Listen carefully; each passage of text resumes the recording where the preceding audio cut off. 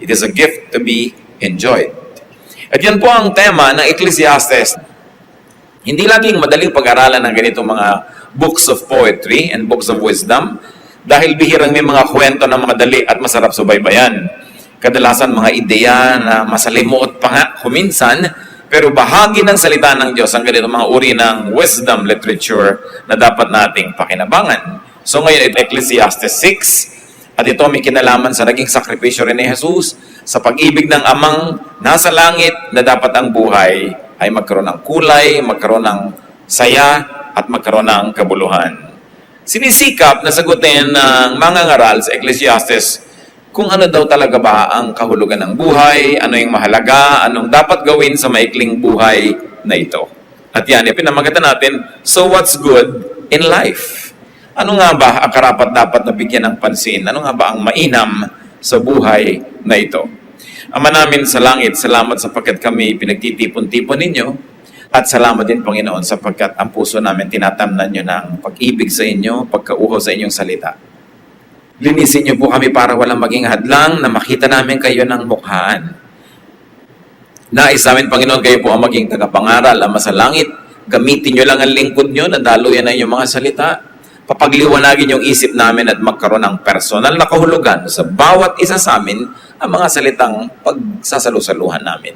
May you enable us, O Lord, to enjoy reading your word, pondering your wisdom in peace. Protect us from all works of evil men and evil spirits. Protect us from worries and cares. And strengthen our bodies. Sharpen our minds. Brighten our thoughts, O God. At habang narito kami nag-i-enjoy ng presensya nyo, may this time with you also give us blessings. Thank you, Father. We believe you will answer our prayer for wisdom. In the name of your Son, our Lord Jesus Christ, we pray. Ecclesiastes 6, 1-2. I have seen another evil under the sun. The teacher speaking here, people that believe it is Solomon. I have seen another evil under the sun, and it weighs heavily on men. Meron na naman daw siyang isang nakitang dapat problemahin, kabigatan sa buhay. God gives a man wealth, possessions, and honor, so that he lacks nothing in his heart desires. But God does not enable him to enjoy them, and a stranger enjoys them instead. This is meaningless, a grievous evil.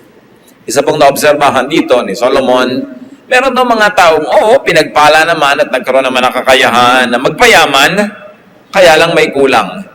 Hindi sila nabigyan ng pagkakataong lasapin yung sarap ng kayamanan na kanilang inipon. Bakit? Sapagkat kung iisipin ay napakaraming ibinabayad ng tao para yumaman. That there are great payments to be made for great wealth. Hindi naman dali-daling yumayaman lang ang tao. Maraming hirap yan, maraming sakripisyo. One is, of course, big work. Malaking hirap para magpayaman. Kumisan, pag mayaman ka na, madali nang mas yumaman pa. Pero ang hirap nung makahulagpos ka mula sa kahirapan patungo sa kayamanan. Mahirap na trabaho yun. Pero pag yumaman ka na, kuminsan, may naniniwala na sa'yo, may kapital ka na, may mga connection ka na, dumadali na. Pero sa simula, mahirap yan. Para ka mayaman, kailangan mo ng big investments and risks. Investment not only of money, but of your time, your talent, your relationships. And therefore, because of the big investments, you have big worries, big stress, big sacrifices, like isolation. Marami nagpapayaman, nalalayo muna sa mga mahal sa buhay kasi hindi naman pwedeng sabay-sabay na nagpapayaman ka tapos nag-aalaga ka ng anak, meron kang minamahal na asawa, bihira yung blessed na nagpapayaman na, kasabay pa niya lahat yung ginagawa na yun. Madalas, may pag-iwalay. And of course, there's great sacrifices like having to compete, like missing out on a lot of fun and pleasures in life. Ang nakakapagtaka lang sa atin, pag may yumaman na, yung mga hindi naman katulong na ipunin yung kayamanan na yon, gustong makihati. At sabi niya, ang yaman naman, dali mo nang ibigay sa akin yan, marami ka naman pera, bigyan mo na lang ako. Pero hindi nila naisip kung gaano kahirap bago nakaipon ng pera yung tao. At kung ano ang mga sakripisyo niya para lang manatili siyang mayaman o mas yumaman pa. Ang hirap ngayon, kung naubos mo na yung lakas mo, naubos mo yung PR mo, naubos mo yung good relationship with people para kayo maman, ano ngayon ang natira para ma-enjoy mo yun? The problem with wealth is that wealth could not be enjoyed when one dies. before it is collected or before it is fully enjoyed. At sinasabi yan ni Solomon, kuminsan, ang haba ng buhay ng tao, nauubos niya sa pagpapayaman, pero hindi niya naggamit yung kayamanan habang buhay siya. That one might overproduce beyond his capacity to enjoy. Na, gaano kahaba ka ba mabubuhay na ilang taon? Mabubuhay ka ba ng 80, 90, 100? Siguro yung 110, sobra na yun. No? Pero ipagpalagay na hanggang 110, how much money do you need to enjoy? And there are people, even in Solomon's time, that had much more money than what they would need for their whole lifetime. Tapos hindi pa tumitigil ang kagagawa ng pera, at kuminsan nagkakaroon pa ng mga kaaway, nalalayo pa rin sa mga mahal sa buhay dahil gawa pa rin ang gawa ng kayamanan. Pero kahit ang yaman mo, namamatay ka rin. And through death, through succession and inheritance, through legalities and other reasons, one loses control of his possessions. Nangyayari yun, nawawala ang paghawak mo sa iyong kayamanan. Habang buhay ka lang, habang malakas ka lang, habang malinaw lang yung isip na hawak mo yan. Pag lumabo na yung inisip, o namatay ka na, o hindi na kaya ng iyong katawan, iba na ang magmamanage yan, at kadalasan, iba na yung magpapasasa. Ano ang punto ni Solomon? That it is senseless and unfair for the producer and the collector to work so hard and not enjoy his fruits. Hindi sinasabi ni Solomon na huwag ka magpayaman. Pero ang maaari niyang iminumungkahi sa atin, huwag mong kakalimutan to enjoy the fruits of your labor. And this time, hindi lang sa kayamanan, pinag-uusapan ng malaking kayamanan. Kung ano man sa iyo ang konsepto ng meron ka, nagtrabaho ka, meron kang kinita, huwag mong kakalimutan na enjoyin yon. Kasi kaya ka binibigyan ng Diyos ng pagkakataon na kumita, magkaroon ng iniimpok mo para pakinabangan mo rin yon. Hindi ka nilikha ng Diyos para maging tagapagtrabaho. God just did not create you to become a beast of burden. But you are to work so that you will enjoy the fruit of your work. You are to work 6 days so that you can fully enjoy the 7th day of rest. You are to collect and you are to gather so that you can enjoy its benefits. So the writer of Ecclesiastes essays the difficulties, the disadvantages, and frustrations of people who work hard to be wealthy. Na para rin yung sinasabing, huwag kayong sobrang magsikap na sobrang namang yumaman. Lalo't kung lampas-lampas na sa kailangan ninyo, dapat naman pause, rest, and enjoy what you have worked for. Ecclesiastes 6:3-6. A man may have 100 children and live many years. Yet no matter how long he lives, if he cannot enjoy his prosperity and does not receive proper burial, I say that a stillborn child is better off than he.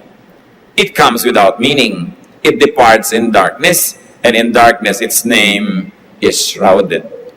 Though it never saw the sun or knew anything, it has more rest than does that man, even if he lives 1,000 years twice over, but fails to enjoy his prosperity. Do not all go to the same place? Isang exaggeration, natural, just to bring home a point, na sinasabi dito ni Solomon, marami ka mang maging anak, which was a barometer, a measurement of blessedness. Marami ka mang naging anak at mga apo, naging mahaba man ang iyong buhay na isa na namang pamantayan ng pagiging blessed ng Diyos. Sabi ganun, pero kung hindi mo na i-enjoy ang iyong prosperity, tapos hindi ka pa malilibing ng maayos, sabi niya, mabuti pa hindi ka nalang pinanganak. Mas mapalad pa sa iyo yung batang ipinanganak ng patay. Sabi, kasi after all, mamamatay ka rin naman pareho lang kayo na pupuntahan. So pareho lang kayong hindi nag-enjoy.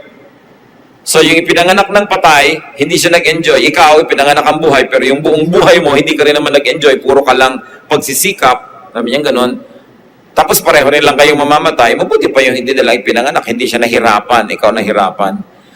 It's an exaggeration and it must be read as poetry. Natural, kahit mahirap ang buhay, mas masarap pa rin ipanganak ka kaysa hindi ka na ipinanganak. Pero ang point niya, baka akala mo ganyan lang yung buhay na puro pagsisikap, puro pag-iipon, puro pagtitipid, puro pagtatrabaho. Kailangan na i-enjoy niya. Many conservative theologians are not comfortable in Ecclesiastes. It is one of the books of the Bible that gives so much discomfort to conservative theologians. Kasi parang puro tinuturo ng Ecclesiastes is how to enjoy life. At alam niyo naman maraming mga theologians, para habang hindi na nagturo na daw, mapapawisan, puro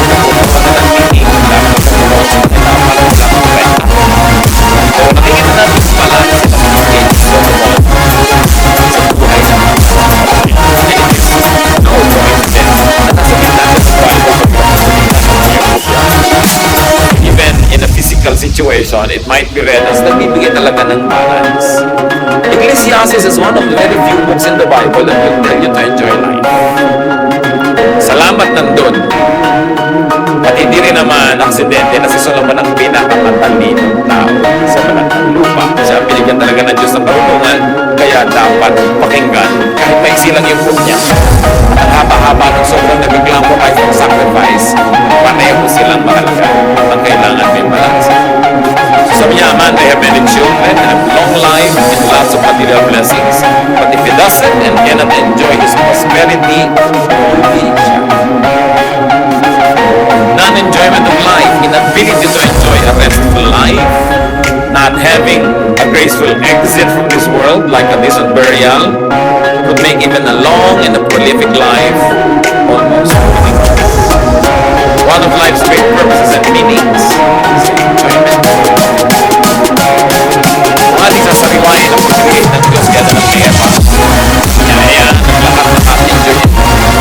Isa lang ang isa lang yung kapwa, hindi mapugyan. Pero dahil nga, napapagtao sa kahit isa lang huwag na. Dumami tuloy ang tinik, dumami tuloy ang hirap ng buhay, pero dahil sa sakripisyo ni Jesus, dahil sa amazing grace ng Panginoong Diyos sa langit, bumalik sa atin yung period and state of grace where God is kind and we can enjoy the goodness of God. What are some of the obvious messages? That it is pointless to have material blessings and not enjoy them fully. Marami dyan guilty. Ang dami nyo magagandang baso sa bahay, ang ginagamit nyo yung bungi. Yung nahihiwa-hiwa na yung labi nyo dahil bungi-bungi na siya. Ang dami-dami magagandang kumot ang ginagamit, yung wasak-wasak na lumalabas na yung paa nila sa butas. Maraming mga bahay, ang gaganda ng silya, may balot na plastic. Tapos nakaupo sila sa lata ng floor wax. Merong magandang kitchen, pero hindi sila doon nagtatrabaho sa dirty kitchen. Yan yun, useless. Bakit pa kayo nagkaroon kung hindi nyo gagamitin? Ang gaganda ng mga tuwalya, tapos ang ginagamit lang yung ang ninipis na gasgas na may nakasulat na, "Good morning." Hindi magamit ang bago. Ang daming magagandang damit, pero yun ang yung mga sira-sira ang pinagsususuot.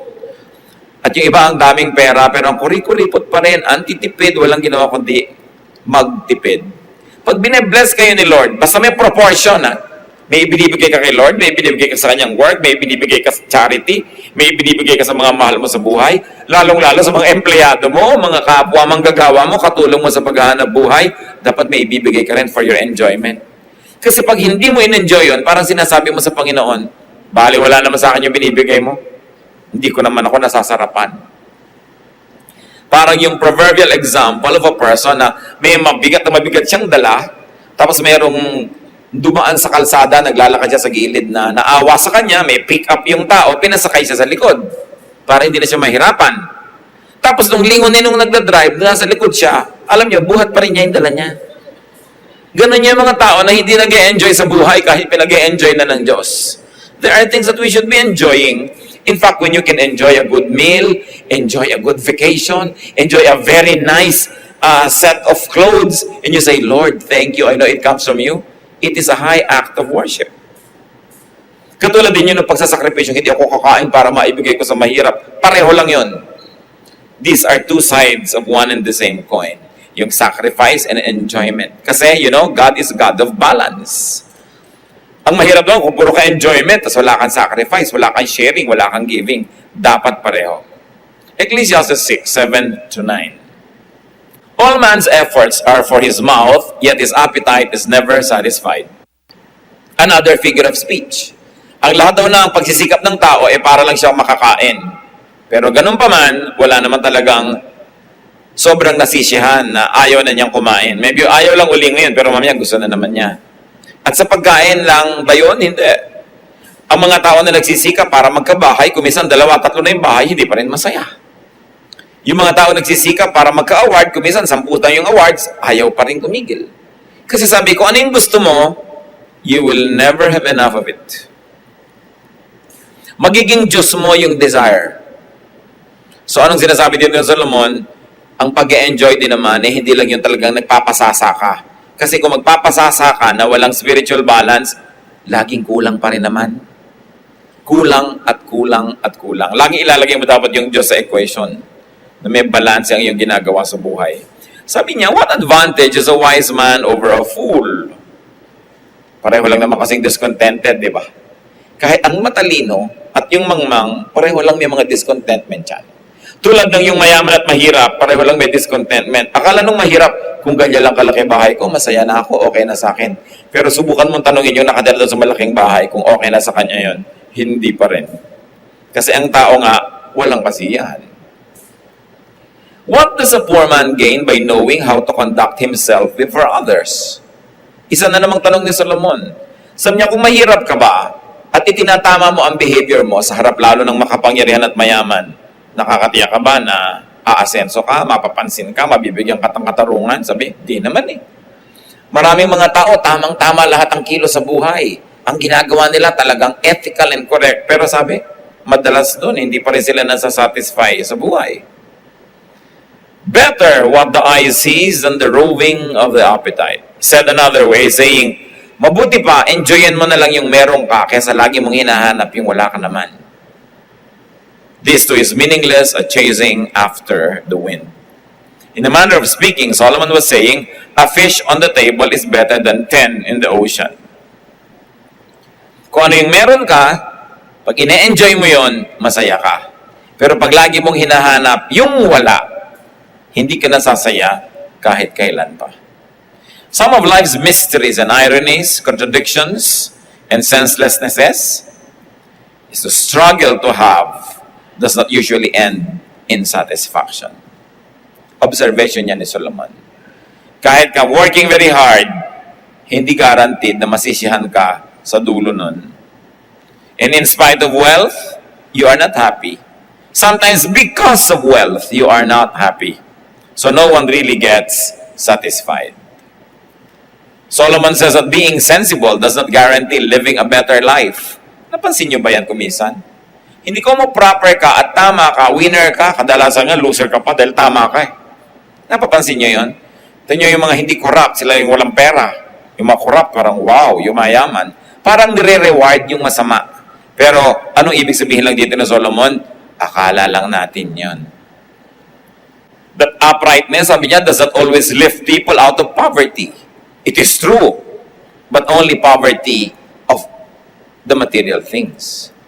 But uprightness will always lift you out of spiritual poverty. Kaya pag tinitingnan natin, ang totoo nun, kinikiliti lang ni Solomon yung isip ng mga nagbabasa sa kanya na akala mo, sabi ni Solomon, uy, bali, wala namang gumawa ng mabuti, hindi rin ibig sabihin, masasatisfy ka. Pero pinag-iisip ka niya na it is better to suffer for doing right than to suffer for doing wrong. Because in both cases, you suffer. Those who do right, those who do wrong will also both not be satisfied. Yung gumagawa ng mali, nakaw ng nakaw, hindi pa rin siya satisfied. Ikaw naman, hindi ka nagnanakaw, hindi ka rin satisfied kasi kulang. Sino ngayon sa inyo ang mas blessed? Pareho lang naman kayong hindi satisfied eh. Pareho lang kayong mamamatay. At pareho lang kayong haharap sa Diyos. Kaya ang inevitable conclusion, mabuting gumagawa ka ng tama kahit hindi ka laging yumayaman dahil sa paggawa mo ng tama. Mabuting gumagawa ka ng tama kahit hindi bigla na nagkakaroon ka ng satisfaction. Kasi hindi naman bigla-bigla ang mabubuting bagay. And God knows our hearts, God knows our thoughts, and we will face God, and God is our judge.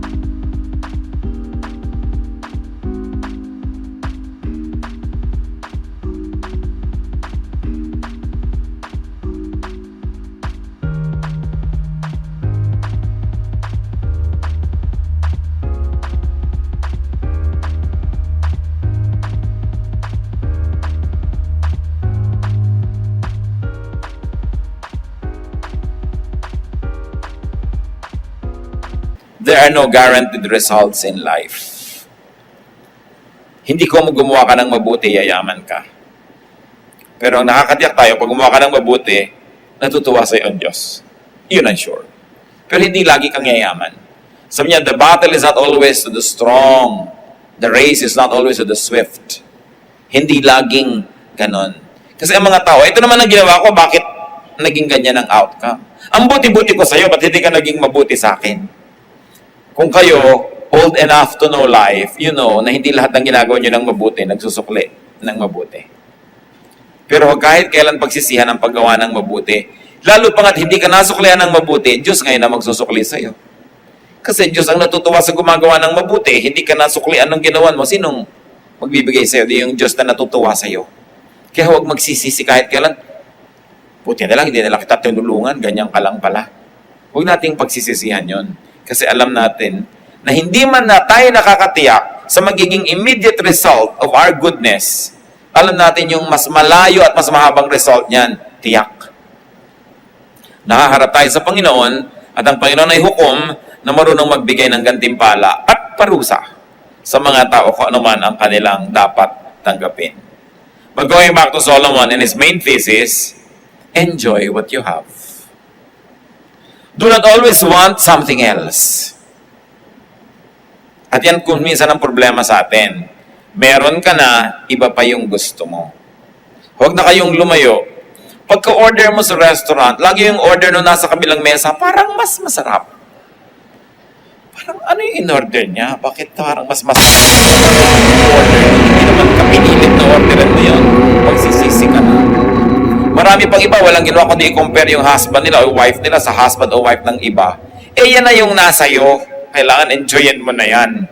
At huwag ka nang tumingin-tingin pa sa iba dahil yan na yan. Enjoy what you have. Do not always want something else. Because the moment you got that something else, may madidiscover ka doon na kulang na perhaps nandun sa isa na tinapon mo na. Kaya lang nung nalaman mo, huli na. How do you become happy therefore? Kung i-operationalize natin mga kapatid, yung tinuturo ni Solomon, get what you want. So you'll be happy. But can you always do that? You cannot always get what you want. So, want what you get. Sigurado sasaya ka na nun. Diba? Kailangan kuhanin mo yung gusto mo. Ngayon, sa pagsisikap mo, hindi mo pa rin nakuha yung gusto mo, di gustuhin mo na yung nakuha mo, sasaya ka rin. Kailangan turuan mo ang sarili mong sumaya. Kasi kung lagi mong aayawan yung meron sa'yo, magiging miserable ka. Tapos lagi mong hahangarin naman yung wala. If you like whatever you get, you will be happy. You will enjoy.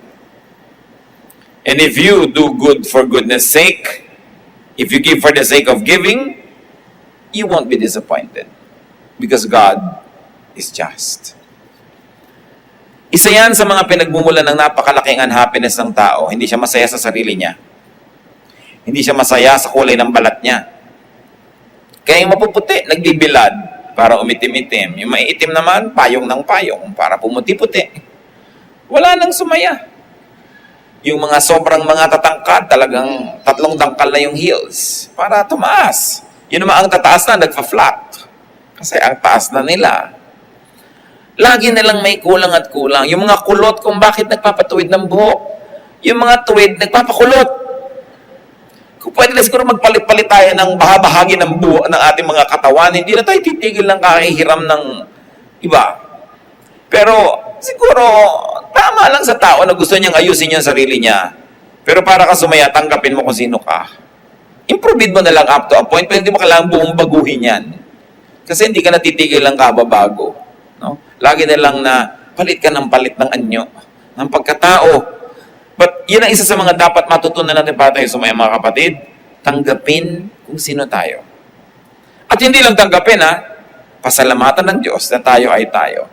Hindi para konsintihin ang sarili natin sa mga kapintasan natin, pero tanggapin maging ang ating mga tinatawag na kakulangan and then begin from there. Begin improving your life. But don't be somebody else. Just be the better version of yourself. Na ikaw pa rin. Better version lang. Hindi mo kailangan maging iba. Merong magaling kumanta, hindi ka magaling kumanta, siguro magaling ka namang mamlansya, so mamlansya mo siya habang kumakanta siya. Pareho kayong nakaminister to each other. Hindi mo pwedeng hangarin yung talent ng iba Lulungkot ka sa magkakapatid. Lalo marami magkakapatid. Kung minsan matatanda na yan, may mga malalalim pang mga animosities, mga selosan, mga sama ng loob. Kasi nagkakainggitan. Ang dami niyang manliligaw. Ikaw, konti lang. Sa marami siyang manliligaw. Ikaw, konti lang. Di yung konti, may maximize it. No? Pero yung mga iba kasi, inggitan, mga magkakapatid. No? Kaya, kuminsan, ang pinakamahirap gawin, family reunion. Lalo't may mga malalalim na mga sugat. At yan, usually dahil sa inggit. At kuminsan naman, yung mga takless kasi natin makamag-anak, uy, ba't ang ate mo ang puti-puti, ikaw hindi? Lumalaki tuloy kayo mismo nagko-compare sa isa't isa. Na nagkakaroon ka ng resentment doon sa kapatid mo kahit hindi naman niya kasalanan na ganun siya. Kasi yung mga tao din mahilig mag-udyok na ikaw ay mainggit.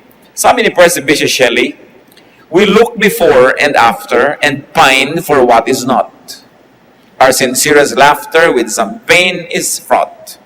Our sweetest songs are those that tell of saddest thought. Pag ang lagi mong hinahanap, yung wala, hindi ka nasasaya kahit kailan. Ecclesiastes 6:10 to 12. Whatever exists has already been named, and what man is has been known. No man can contend with one who is stronger than he. In another way of saying, sinasabi niya, kung ano yung nandyan na yan, hindi mo na yan maiiba pa.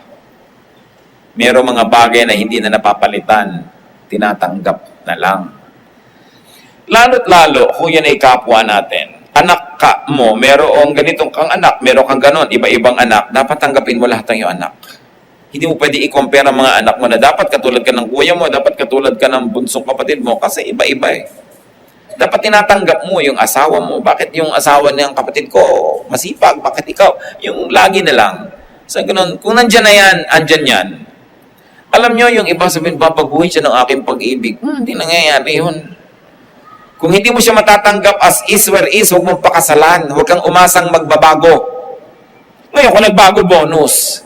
Salamat. Pero kung hindi nagbago, handa ka. Pero yung akala mo magbabago. Sabi nga sa Bible, can a leopard change its spots? Ang tao, ganun. Kahit pa nga nagkakaroon ng spiritual experience, born again, nagba-Bible study, may pagbabago magaganap, sure. Pero may basic siyang pagkatao na yun na siya. Kaya dapat, para kasumaya na nandyan siya, tanggapin mo. Kailangan marunong tayong tumanggap ng ganon. Hindi laging may patakaran ang ating pagtanggap. At sabi ni Solomon sa verse 11, the more the words, the less the meaning. And how does that profit anyone? In other words, para din yan, poetry, mas maiksi, bugtong, mas maiksi, mas madaling makuha yung kahulugan. Kaysa paragraphs upon paragraphs of explanation, lumalabnaw, parang sabaw na isang drama, ang hirap hanapin yung laman. No? Sabi ganun din pag sobrang daming salita, gumugulo. So may mga bagay na huwag mo na lang laging analyzein. Ang isip kasi na